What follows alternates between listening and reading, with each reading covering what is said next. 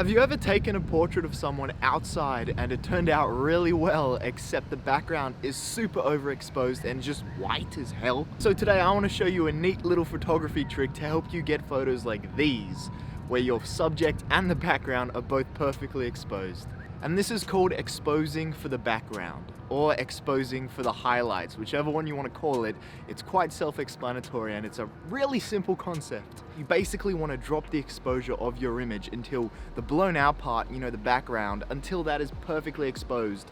And you'll notice that your subject is really dark and underexposed, but that's okay because that is what we want for now. There's a lot more detail kept in the darker parts of your image rather than the overly brighter parts. So having your subject on the darker part for now isn't really an issue, because most of the time that's the only way you can actually achieve the perfect exposure without, big lights or a studio.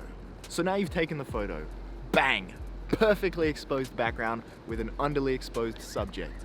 Now, what we can do is simply bring the photo into editing and boost the exposure of just our subject, and voila. This is a technique that a lot of professionals use, especially when shooting outside.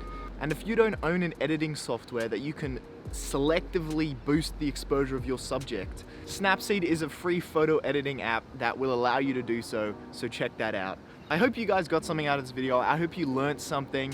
Thank you so much for watching. Stay tuned for next week's video, and I'll see you then. Peace!